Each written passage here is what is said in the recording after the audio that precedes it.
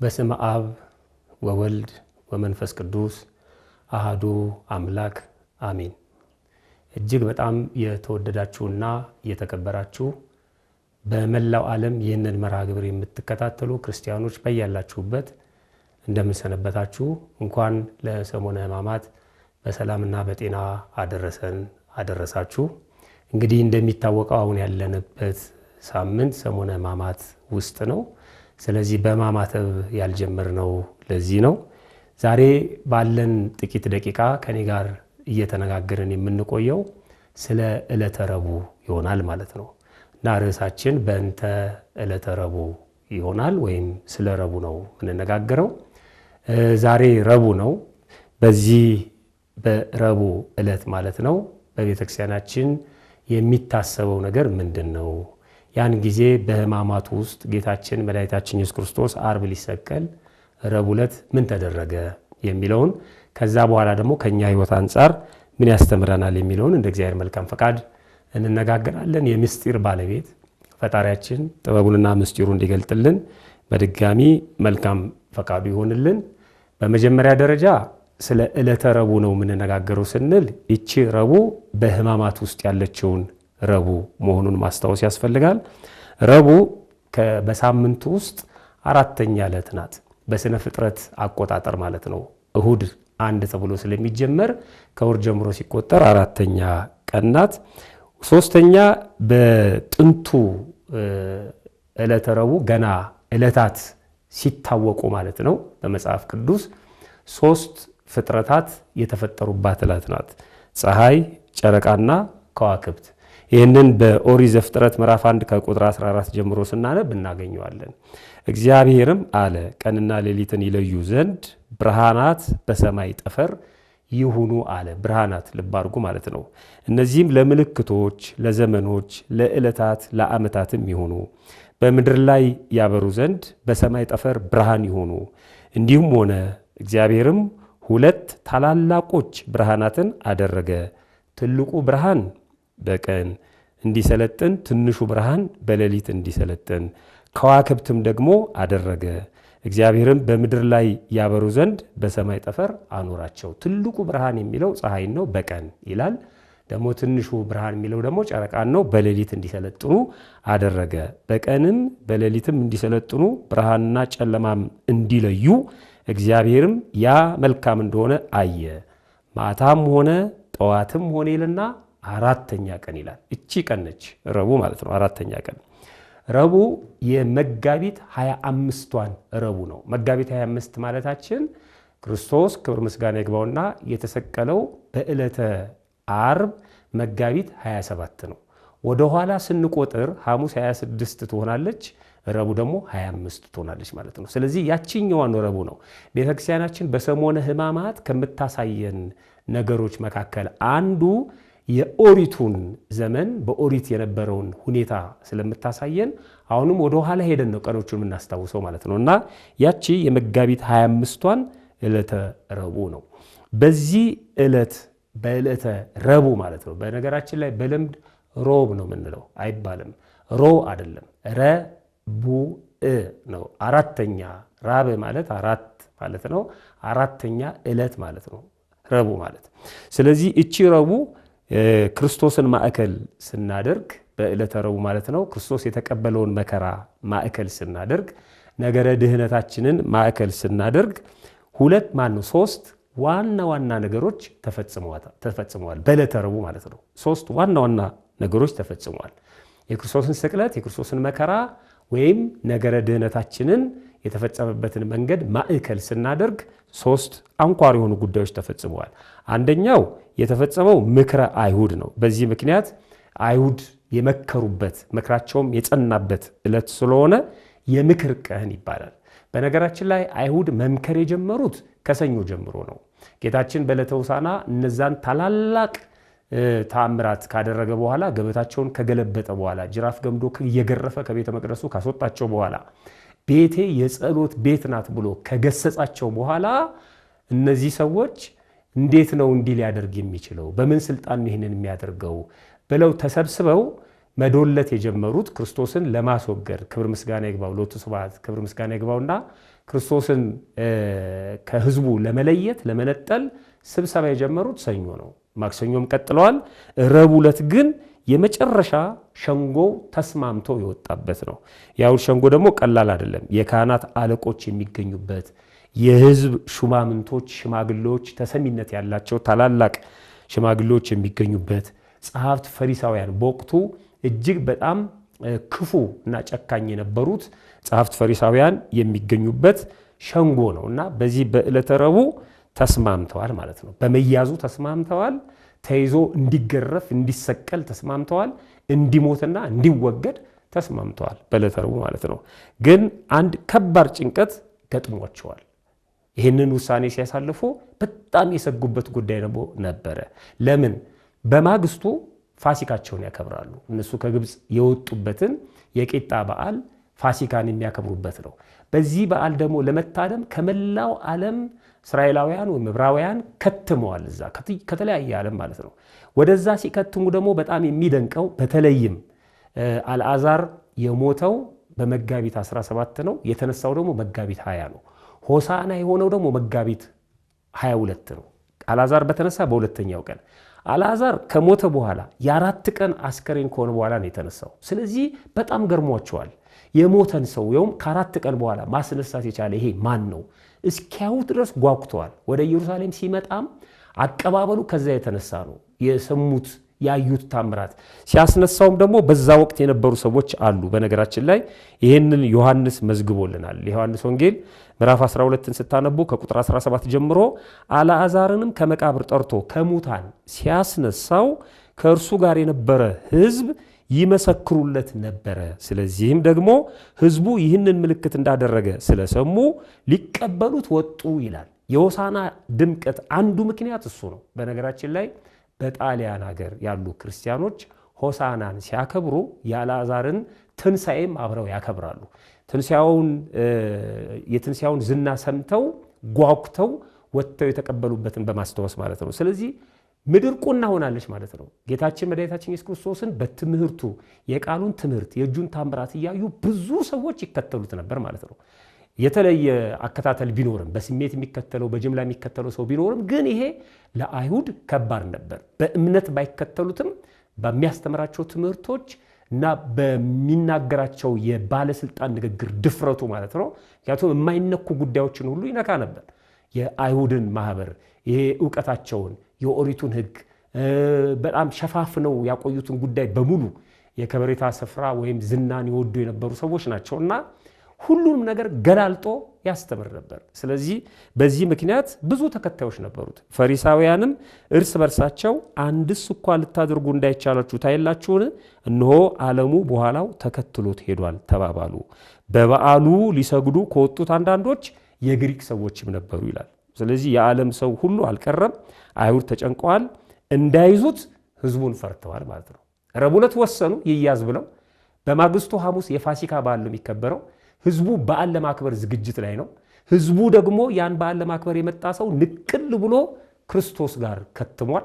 ስለዚህ ክርስቶስን ከህዝቡ ለመለየት ካሰቡ ህዝቡ እነሱ ላይ ይነሳባቸዋል። ህዝቡ እነሱ ላይ ከተነሳባቸው ደግሞ በዓሉ ይጠለሻል ማለት ነው። ስለዚህ በጣም ተጨንቀዋል። እንደውም ይህንን ጭንቀታቸውን ሲነግረን የማቴዎስ ወንጌል ምዕራፍ 26 ላይ ስናነብ ወንጌላዊ ማቴዎስ እንደጻፈው ቁጥር 3 ላይ በዚያን ጊዜ የካህናት አለቆች የህዝብ ሽማግሌዎች ቀያፋ በሚባለው በሊቀ ካህናቱ ግቢ ተሰበሰቡ ይላል። ከየት እንደተውጣጡ ይነግረናል። እነዚህ ኃያላን ትልቅ ሸንጎ ነው። በሊቀ ካህናቱ በቀያፋ ግቢ ውስጥ ተሰበሰቡ።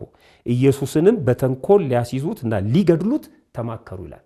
በትክክል ነው የጻፈው። በተንኮል ነው ያለው። ለምንድን ነው በተንኮል ያለው? ምንም አልተገኘበትም። የተራቡትን ያበላል፣ የተጠሙትን ያጠጣል፣ የታመሙትን ይፈውሳል፣ የሞቱትን ያስነሳል። የህመማቸውን የስጋ ህመማቸውን በተአምራት የነፍስ ህመማቸውን ደግሞ በትምህርት ይፈውሳቸው ነበር። ምንም አላገኙበትም። ስለዚህ ሊያስወግዱት ፈልገዋል፣ ግን ተንኮል ማሰብ አለባቸው ማለት ነው። ከዛ በኋላ በህዝቡ ዘንድ ሁከት እንዳይነሳ ግን በበዓል አይሁን አሉ። ይያዝ፣ ይገረፍ፣ ይሰቀል፣ ነገር ግን በበዓሉ አይሁን፣ በዓሉ መታወክ የለበትም ብለው አሰቡ ይላል። ይህንን ጭንቀታቸውን የሚያቀልላቸው አንድ የውስጥ ሰው ተገኘ። ይሄ ከመጣሽ ማርያም ታምጣሽ እንደሚሉት ማለት ነው። እነሱ ክርስቶስን ለመያዝና ከህዝቡ ለመለየት እየፈለጉ ነው። ግን ህዝቡን ፈርተዋል። እንዴት እንደሚይዙ ጨንቋቸዋል። ስለዚህ ይሁዳ እየሮጠ መጣ። ራሱ ነው የመጣው። ይሁዳ እየሮጠ መጣና እንግዲህ ይሁዳ እንዴት እንደመጣ ለምን እንደመጣ በሌላ ቦታ ይተረካል። ወደዛ አልሄድም። አሁን ይሁዳ እየሮጠ መጣና ከአይሁድ ጋር መነጋገር ጀመረ። የማቴዎስ ወንጌል ምዕራፍ 26 ቁጥር 14ን ስታነቡ በዚያን ጊዜ የአስቆሮቱ ይሁዳ የሚባለው ከ12ቱ አንዱ ወደ ካህናት አለቆች ሄደ ይላል። የተሰበሰቡትም እነሱ ናቸው፣ የተጨነቁትም እነሱ ናቸው። ቀጥታ የመጣው ወደ እነሱ ነው። መጣና ምን ልትሰጡኝ ትወዳላችሁ? ለምን እኔ አሳልፌ እሰጣችኋለሁ አላቸው ይላል። ይሄ ለነሱ ትልቅ ደስታ ነው። አብሯቸው የነበረ ሰው ነው፣ የውስጥ ሰው ነው ማለት ነው። በጣም የጨነቃቸውን ጉዳይ ፈታላቸው። የፈለከውን አሉት። 30 ብር ብቻ ነው የምፈልገው አለ። 30 ብሩን መዘኑለት ይላል። ማቴዎስ በትክክል ነው የጻፈው። 30 ብር መዘኑለት። እሱስ ከዚያች ሰዓት ጀምሮ አሳልፎ ሊሰጠው ምቹ ጊዜ ይሻ ነበር ይላል። በነገራችን ላይ ቀብድ አይደለም የተሰጠው ለይሁዳ፣ ሙሉ ክፍያን የተሰጠው። ለምን? የጠየቀው ትንሽ ነው፣ ጉዳዩ ግን ትልቅ ነው። አሁን እኛ አንድ ስራ ስናዝ ቀብድ ነው የምንከፍለው። የዋናውን ሂሳብ 1/3 ሊሆን ይችላል፣ የዋናውን ሂሳብ 1/4 ሊሆን ይችላል፣ ግማሽ ሊሆን ይችላል። በሁለታችን መካከል እንደ ስምምነት ሆኖ ማለት ነው። እሱ ግን ሙሉ ክፍያን የተሰጠው 30 ብሩን መዘኑለት ይላል። ይሄ የተፈጸመበት የተከወነበት የአይሁድ ምክር የጸናበት ዕለት ነው። አንድ ሁለተኛ ዕለተ ረቡዕ የመልካም መዓዛ ቀን ይባላል። የመልካም መዓዛ ቀን የተባለበት ምክንያት ወይም የሽቱ ቀን የተባለበት ምክንያት በማቴዎስ ወንጌል ምዕራፍ 26 ከቁጥር 6 ጀምሮ ተመዝግቦ እንደምናነበው ኢየሱስ በቢታንያ በለምጻሙ በስምዖን ቤት ሳለ አንዲት ሴት ዋጋው እጅግ የበዛ ሽቱ የሞላበት የአልባስጥሮስ ብልቃጥ ይዛ ወደ እርሱ ቀረበች። በማዕድም ተቀምጦ ሳለ በራሱ ላይ አፈሰሰችበት ይላል። ምኑን? ሽቱውን ማለት ነው። ይህንን ታስባለች ቤተክርስቲያን ማለት ነው። ሽቱ በሙሉ ቤቱን የነበረበትን ቤት የሽቱ መዓዛ ሞላው ይላል። ስለዚህ ያንን መዓዛ ያንን ሽቱ በማስታወስ በዚህም ደግሞ ምእመናን ሕይወታቸውን በትክክል ለእግዚአብሔር እንደ መልካም መዓዛ ሽቱ አድርገው እንዲያቀርቡ ትሰብክበታለች ማለት ነው። ይሄ የመልካም መዓዛ ወይም የሽቱ ቀን ተብሎ ይታሰባል ማለት ነው። ዕለተ ረቡዕ። ሶስተኛ ዕለተ ረቡዕ የእንባ ቀን ይባላል።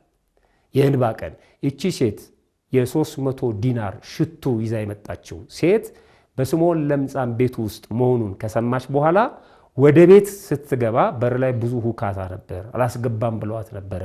ራሱ የቤቱ ባለቤት ስምዖን ወደ ውጭ ወጥቶ ምንድነው ብሎ ጠይቆ ነበር። አንዲት ዘማዊት ካልገባው ትላለች ብለው ነግረውት ነበር። ዝም ብሎ ተመልሶ ስራውን ሲል ጌታችን መድኃኒታችን ኢየሱስ ክርስቶስ ምንድነው በር ላይ የሚሰማው ሁካታ ምንድነው ብሎ ጠየቀው። አይ አንዲት ዘማዊት ካልገባው እያለች ነው ብሎ አቃሎ ነገረው ይላል። እና ክርስቶስም አስገባት አለው ይላል። ደንግጦ ነው ያስገባት። እንግዲህ ይከታተላት ነበር ይቺን ሴት ማለት ነው። ገና ከመጀመሪያው ጀምሮ ይከታተላት ነበር። እድሜዋን ሙሉ በዝሙት የነበረች ሴት ናት። ከዛ በኋላ ገባች። እንደገባች በር ላይ ገጠማትን ችግር ሪፖርት አላደረገችም። እግሩ ስር ወደቀች፣ አለቀሰች። እግሩን ይዛ ስቅስቅ ብላ አለቀሰች። እንባዋ እግሮቹ ላይ ፈሰሱ። እግሮቹ ረጠቡ። ደነገጠች። የረጠቡትን እግሮቹን ጸጉሯን ፈታችና በጸጉሯ አበሰችው ይላል። የሴት ልጅ ውበቷ ጸጉሯ ነው፣ ማንነቷን ጥላ ማለት ነው። ከዛ በኋላ ያንን ቢልቃጥ ሰበረችውና ነው የሚለው እንደውም በሌላ ቦታ ማለት ነው። እላዩ ላይ አርከፈከፈችበት አይደለም አፈሰሰችበት ይላል፣ ሳትሳሳ ማለት ነው። 4 ነገሮችን አደረገች። ተጸጸተች፣ እንደገና ደግሞ ነፍሷን አዳመጠች። እቺ ሴት መልኳን ሙሉ የሚያሳይ መስተዋት ነበራት ይላል። በዝሙት ዓለም ውስጥ እያለች አንድ ቀን በማለዳ ተነስታ መልኳን ስትመለከት ውስጧ ነገራት፣ ውበቷን ማለት ነው። ውብ ነሽ፣ በጣም መልከ መልካም ነሽ። ይሄ አካሏን አቋሟን ውስጧ አድንቆ ነገራት። እንደገና ነፍሷ ምን አለቻት? ውብማ ውብ ነሽ፣ ነገር ግን ይሄ ይፈርሳል፣ ይበሰብሳል፣ ስጋሽ በመቃብር ነፍስሽ ግን በሲኦል ትሰቃያለች የሚል ስሜት አዳመጠች። ከዛ ምን ማድረግ አለብኝ? ክርስቶስ የሚባል የዓለሙን ኃጢአት በሙሉ የሚያስወግድ ኃጢአታችሁን በደላችሁን ትችላችኋለሁ የሚል መሲህ መጥቷል። ለምን ወደ እሱ አትሄጂም አለቻት። ውስጧ ነች ነፍሷ ነች ይሄንን የምትነግራት። የጥሞና ጊዜ ስንወስድ ነፍሳችን ተነግረናለች። ለምን? ሕያዊት ለባዊትና ነባቢት ስለሆነች በቀጥታ ከእግዚአብሔር ጋር የምትገናኘው እሷ ስለሆነች ማለት ነው። ስለዚህ ጊዜ ሰጠች። በዛ ጊዜ በጥሞና ጊዜ አናገረቻት። ሀብቷን ንብረቷን በሙሉ ሰብስባ ሽቱ ገዝታ ወደ ክርስቶስ ሮጠች። ስለዚህ እቺ ሴት ተጸጸተች በኃጢአቷ። ከዛ በኋላ ነፍሷን አዳመጠች። ወዲያውኑ ወሰነች፣ ወደ ክርስቶስ ሮጠች፣ አለቀሰች። ከዛ ራሷን ካደች። ውበቷን ማንነቷን ለእግዚአብሔር አሳልፋ ሰጠች ማለት ነው። ይህን ሽቶ አርከፈከፈች። ብዙ የሚባሉ ነገሮች አሉ። ወደዛ ዝርዝር ውስጥ አልሄድም። ስምዖንና ክርስቶስ የተመላለሱት በብዙ ሽታለችና ወይም ብዙ ነገር ፈልጋለችና በብዙ ያለው ኃጢአቷ ይሰረይላታል ያለው ስምዖን ማጉረምረሙን በሙሉ ቤተክርስቲያናችን በንባብ በትርጓሜ በሚስጥር ትነግረናለች። እኔ ግን የተወሰኑትን ብቻ ነው ማነሳው። ልክ ሽቶውን በክርስቶስ ላይ ስትደፋ ይሁዳ ተቆጣ ይላል። በጣም ተቆጣ፣ ተናደደ። እንደውም ጠረጴዛውን ደቅቶ መጥቶ ይላል። ይሄ ሁሉ ሀብት ንብረት ለምን ይባክናል? ተሽጦ ለድሆች ቢሰጥ አይጠቅምምን? በዚህን ያህል ብር ሽቶ ተገዝቶ ለምን ይደፋል አለ። ልብ አድርጉ፣ ሽቶውን የተቀባው ክርስቶስ ነው። ብዙ ሰዎች እንደዚህ ይላሉ። ለቤተ ክርስቲያን የተደረገውን፣ ለቅዱሳን የተደረገውን፣ ስለ ነፍስ የተደረገውን፣ ስለ እግዚአብሔር የተደረገውን ባከነ የሚሉ ሰዎች አሉ። በአስራት ልናወጣ ስናወጣ አይተው ሊሆን ይችላል። ዝክር ስናበላ ስናጠጣ አይተው ሊሆን ይችላል። የሙታን ሰዎችን መታሰቢያ ስናደርግ አይተው ሊሆን ይችላል። ቤተ መቅደስ ስናንጽ አይተውን ሊሆን ይችላል። ለምንድን ነው የሚባክነው የሚሉ ሰዎች አሉ። ለእግዚአብሔር የሚደረገውን ነገር ነው ባከነ እያለ ያለው ይሁዳ ማለት ነው። ለምን ይባክናል አለ። ሐዋርያትም እውነት መስሏቸው አዎ አሉ። በሌላ ቦታ ላይ እነሱም ራሳቸው ማለታቸውን ይነግሩናል ወንጌላውያኑ። ክርስቶስ ግን ይችን ሴት ሲያተርፋት እናያለን። ዮሐንስ በደንብ አድርጎ ጽፎታል። እንደዚህ ይላል የዮሐንስ ወንጌል ምዕራፍ 12 ቁጥር 3 ዮሐንስ በደንብ አድርጎ ጽፎታል ያልኩት የይሁዳን ይሄኛ ኢንቴንሽን የምንለው ስሜት የምንለው ማለት ነው። ይሁዳ እየሰራ ያለውና እያሰበ ያለው ነገር ምን እንደሚመስል በደንብ አድርጎ ነው የነገረን። ሰው ምን እንደሚያስብ ማወቅ በጣም ከባድ ነው። ዮሐንስ ግን የይሁዳን ሐሳብ ነው የነገረን። እንደዚህ ይላል ማርያምም ዋጋው እጅግ የከበረ የጥሩ ናርዶስ ሽቶ ንጥር ወስዳ የኢየሱስን እግር ቀባቸው፣ በፀጉሯም እግሩን አበሰች፣ ቤቱም ከናርዶ ሽቱ ሞላ ይላል። የሽቱ ቀን የመዓዛ ቀን የምንለው ለዚህ ነው። ይሄ በዕለተ ረቡዕ ነው። ነገር ግን ከደቀ መዛሙርቱ አንዱ ማን ነው? ይሄ ከደቀ መዛሙርቱ አንዱ ያብራራዋል ዮሐንስ። አሳልፎ ሊሰጠው ያለው የስምዖን ልጅ ያስቆሮቱ ይሁዳ ይላል። ገና ሳይሰጠው ነው የሚነግረን። በጣም የሚደንቅ እኮ ነው። አሳልፎ ሊሰጠው ያለው ያስቆሮቱ ይሁዳ ይህ ሽቶ ለ300 ዲናር ተሽጦ ለድሆች ያልተሰጠው ስለምንድን ነው አለ። ለምንድን ነው ይሄ ሽቶ 300 ብር የሚያወጣ ሽቶ የሚደፋው? ለድሆች ለምን አይሰጥም? ሐሳቡ በጣም ጥሩ ሐሳብ ነው። ድሆች ብሎ መናገሩ፣ ለድሆች ማሰቡ ትክክል ነው። ሽቶ ከሚደፋ ከሚባክን ድሆች ቢጠቀሙበት በጣም ጥሩ ሐሳብ ነው። ዮሐንስ ግን ሲናገር በጣም ይገርማል። ይሄንን ያለው ይለናል ይህንን የተናገረው ሌባ ስለነበር ነው ይላል። አይገርም? ከአራቱ ወንጌላውያን በደንብ የነገረን ዮሐንስ ነው። ሌባ ስለነበረ። ምንድነው ሌብነቱ? ሌባ ስለነበር ነው እንጂ ለድሆች ተጎዶላቸው አይደለም። በከረጢት ከሚገባው ወይም ከረጢት ይዞ በውስጡ ከሚገባው ይወስድ ስለነበር ነው። ሐዋርያት ምእመኑ ሀብት ንብረታቸውን በሙሉ ይሰጣቸው ነበር። ሐዋርያት ከሚይዙት ከሚሰበስቡት ከከረጢቱ ወደ ከረጢቱ ከሚገባው ብር ከ110 ይወስድ ነበር ይሁዳ። ከ110 ተፈቅዶለት ነበር። ስለዚህ 300 ብር ወደ ከረጢት ሲገባ ይሁዳ ስንት ያገኛል ማለት ነው? 30 ብር። እሱን ነው የሚነግረን ዮሐንስ ማለት ነው። 300 ብሩ በጥሬ ቢመጣ ይሁዳ 30 ብር ያገኝ ነበር። ስለዚህ በዚህ ነው የተቆጨው ማለት ነው። ይሄ በጣም የሚገርም ነው። ጌታችን ግን ይሄንን ሲመልስ እናየዋለን። እንዲህ ይላል ዮሐንስ ወንጌል ምዕራፍ 12 ቁጥር 7 ላይ ኢየሱስም አለ ለምቀበርበት ቀን እንድትጠብቀው ተዋት። ድሆችስ ሁልጊዜ ከእናንተ ጋር ይኖራሉ፣ እኔ ግን ሁልጊዜ ከእናንተ ጋር አልኖርም። ምን ማለት ነው? እቺ ሴት ለምቀበርበት ቀን እንዳደረገችው አድርጌ ተቀብያታለሁ። ምክንያቱም በአይሁድ ልማድ አንድ ሰው ከሞተና ከተቀበረ በኋላ በሶስተኛው ቀን ወደ መቃብሩ ሄደው ሽቱ እየቀቡ ይጸልያሉ። እኛ ሳልስት እንደምንለው ማለት ነው። ወደ መቃብር ሄደው ኢትዮጵያውያንም ያለቅሳሉ። በሶስተኛው ቀን ማለት ነው። ጸሎት ያደርጋሉ፣ ሽቱ ይቀባሉ። ያኔ ክርስቶስ ደግሞ በሶስተኛው ቀን መታ እንዳትቀባው ቀድሟት ይነሳል። ይህንን ስለሚያውቅ ለዛ በሶስተኛው ቀን እንደቀባችኝ አድርጌ ተቀብይላታለሁ፣ ስለዚህ ተዋት ብሎ ነፃ ሲያወጣት እንመለከታለን ማለት ነው። በጣም ጥሩ። ይሄ ታሪክ ነው፣ ባለፈው ጊዜ የተፈጸመ አሁን ደግሞ እንድናስታውሰው ቤተክርስቲያን የምትጋብዘን በሰሞነ ሕማማት ሁል ጊዜ የሚነበብ የሚተረጎም የሚዜም ታሪክ ነው። አንድ ጊዜ ተፈጽሞ ያለፈ። በነገራችን ላይ በቤተክርስቲያን የሚከናወነው ነገር በሙሉ መታሰቢያ አይደለም፣ አምልኮ ነው። አሁን አንዳንድ ሰዎች ሕማማት ውስጥ የምናደርገውን ነገር እንደ መታሰቢያ ሊነግሩን ይሞክራሉ። መታሰቢያ አይደለም። የክርስቶስ ሞት መታሰቢያ አይደለም። እያሰብነው ነው፣ ትክክል ነው። ያን እያሰብነው ግን እያሰብነው እያመለክን ነው። ስርዓት አምልኮ ላይ ነው ያለነው። እየሰገድን እየወደቅን እየተነሳን ስሙን እየጠራን በረከተ ሥጋ በረከተ ነፍስ፣ ድነተ ሥጋ ድነተ ነፍስ እየተቀበልን ነው። ስርዓት አምልኮ እየፈጸምን ነው እንጂ መታሰቢያ እያደረግን አይደለም። ስለዚህ ቤተክርስቲያን ይህን የምታደርገው ለምንድን ነው? ከዚህ ዕለት ከዕለተ ረቡዕ ቢያንስ ማለት ነው በጣም ብዙ ነገሮች ቢኖሩም 4 ዋና ዋና ነገሮችን እንማራለን። ዕለተ ረቡዕን ባስታወስን ጊዜ እነዚህ የተፈጸሙ ታሪኮችን ስናስታውስ 4 ዋና ዋና ነገሮችን ትነግረናለች ቤተክርስቲያን። አንደኛ፣ ለድሃ መመጽወት ይገባል፣ ለድሆች ማሰብ ይገባል። ለድሃ ለችግረኛ ለምስኪን የሚያስብ የሚራራ ልብ ያለው ብፁዕ ነው፣ በመጽሐፍ ቅዱስ ተጽፏል። ግን በድሆች ስም መነገድ ግን ኃጢአት ነው። ይህንን ነው የምትነግረን። ለድሆች እያልን እየሰበሰብን ምንም ለሌላቸው ለተራቡት እያልን እየሰበሰብን በተራቡት ስም እየነገድን ግን በተራቡት ስም የሚመጣውን እርዳታ ሊሆን ይችላል፣ ገንዘብ ሊሆን ይችላል፣ እህል ሊሆን ይችላል። ለግል ኪሳችን ማዳበሪያ የምንጠቀም ሰዎች፣ ለግል ሕይወታችን የምንጠቀም ሰዎች ቆም ብለን ማሰብ አለብን። ይሁዳዎች ነን እኛ ማለት ነው። ይሁዳን ተመልከቱት። ለድሆች መርዳት ወይም ለድሆች ማዘን የሚገባ መሆኑን ስለሚያውቅ በሐዋርያት ፊት የተናገረው ምንድን ነው? ለድሆች ቢሰጥ መልካም ነው። ግን በድሆቹ ስም የራሱን ጥቅም ነበረ ሲያስከብር የነበረው ማለት ነው። አንዳንድ ሰዎች እንደዚህ ያደርጋሉ።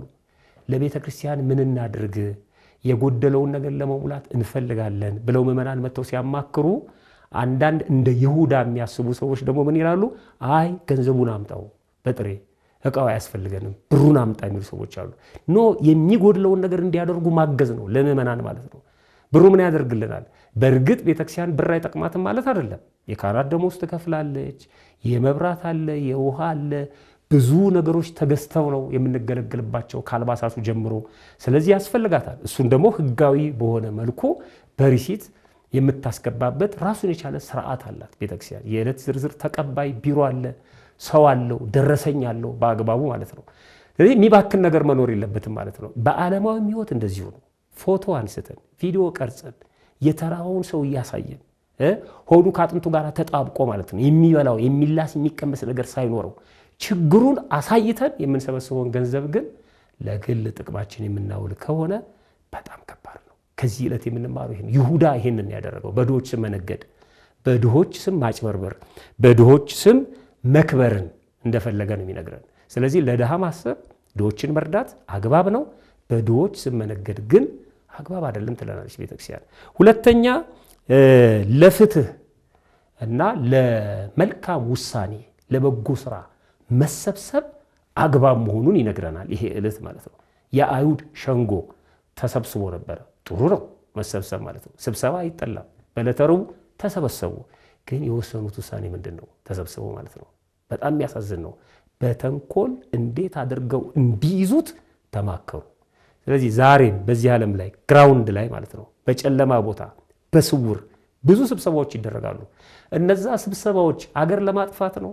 እነዛ ስብሰባዎች ድሃውን ለማስጨነቅ ነው። እነዛ ስብሰባዎች የሰው ነፍስ ለማጥፋት ነው። እነዛ ስብሰባዎች ሰነድ ለመደለዝ ነው፣ ሆድን ለመሙላት፣ ሌላውን ሰው ለማስራብ ነው። ስለዚህ ቆም ብለን ማሰብ አለብን ማለት ነው። የአይሁድ ሸንጎ ያሳለፈው ውሳኔ በጣም አስጸያፊ አስቀያሚ ውሳኔ ነው። በእርግጥ ወሰኑም አልወሰኑም ክርስቶስ በመጣበት መንገድ እንደሚሄድ ራሱ ተናግሯል። የሰው ልጅ በመጣበት መንገድ ነው የሚሄደው። የመጣበትን ዓላማ ይፈጽም ነበር። ምክንያት መሆናቸው ግን ያሳዝናል። በተንኮል በጣም የሚያሳዝን ነው። የሚገርመው እሱ አይደለም፣ ህዝቡን ሁሉ አሳድመውታል። ህዝቡን ሁሉ አሳምፀው አሳድመዋል። በጣም በሚያሳዝን መልኩ ማለት ነው።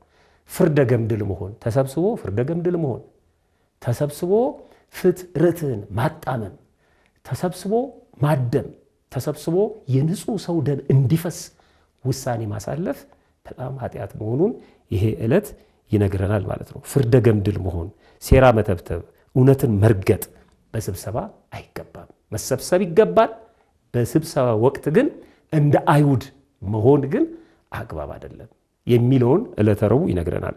ሶስተኛ ዕለተ ረቡዕ የሚነግረን በስብሰባም ይሁን በጋራ በምንገናኝበት ጊዜ ማለት ነው በአንድ ሐሳብ መስማማት፣ በአንድ ልብ ማሰብ፣ በአንድ ቃል መናገር በጎ ነው፣ መልካም ነው። ሁሉም ሰው እኩል ቢያስብ፣ ሁሉም ሰው አንድ አይነት ቢያስብ ጥሩ ነው። ማደም ግን ይሄ በመንጋ መነዳት ግን በጣም አንዳንድ ሰዎች ጆሮአቸውን ጠቅጥቀው እኛ ያልነው ነገር ብቻ ነው ልክ የሚሉ አሉ።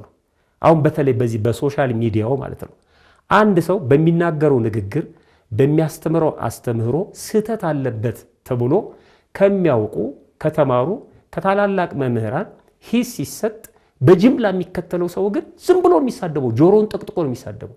ይኸውላችሁ አይሁድ ይሄንን አድርገዋል። በተለይ የማቴዎስ ወንጌል ምዕራፍ 27 ላይ ለክርስቶስ ስቅለት ምንም እንኳን ወዶ ፈቅዶ ያደረገው ቢሆንም ምክንያት ሆነ የገቡበት ነገር ግን በጣም የሚያሳዝን ነው። በማቴዎስ ወንጌል ምዕራፍ 27 ቁጥር 20 ላይ የካህናት አለቆችና ሽማግሌዎች ግን በርባንን እንዲለምኑ ኢየሱስን ግን እንዲያጠፉ ሕዝቡን አባበሉ ይላል። ይኸውላችሁ በርባንም ክርስቶስም እስረኞች ነበሩ በዛ ወቅት። ጲላጦስ ሁለቱንም ይዞ ነበር።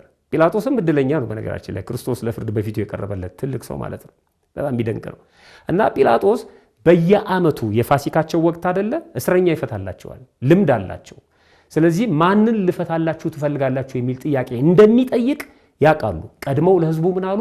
ጲላጦስ በርባንን ለመፍታት ክርስቶስን ለመፍታት ቢፈልግ እንዳትስማሙ፣ ዝም ብላችሁ ብቻ ይሰቀል እያላችሁ ጮሁ አሏቸው። የሚያሳዝን ነው፣ በጣም የሚያሳዝን ነው።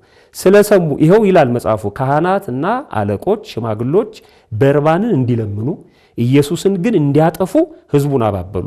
ገዢው መልሶ ከሁለቱ ማንኛውን ልፈታላችሁ ትወዳላችሁ አላቸው ይላል። አድማው ተሰርቷል ውስጥ ለውስጥ። ዛሬም እኮ አለ አይደል የሆነ ቦታ ምርጫ ሊደረግ ሲል ውስጥ ለውስጥ በደንብ አድማውን ሰርተው ከፊት ለፊት ቁጭ የሚሉ ሰዎች አሉ። ለቤተክርስቲያን የማይጠቅም ተራ እንቶ ፈንቶ የሆነ ነገር ሰርተው ቁጭ የሚሉ ሰዎች አሉ። ያሳዝናል በጣም። ይሄ በጣም ከባድ ነገር ነው። ዝም ማለት ይሻላል ከዚህ ሁሉ። አቅም ከሌለን ዝም ማለት እግዚአብሔር ለቤቱ አያንስም። መንፈሳዊ ተቋም ሆኖ የምንሰራቸው ስጋዊ ነገሮች ከሆኑ በጣም ከባድ ነው። ሊያድን የመጣው እነሱን ነው፣ የሚያድሙበትም እነሱ ናቸው። አለቆቻቸውን ሰሙና ጲላጦስ ማንን እንደፈታላችሁ ትወዳላችሁ? ጲላጦስ በውስጥ ማለቁን አያውቅም ጉዳዩ ማለት ነው።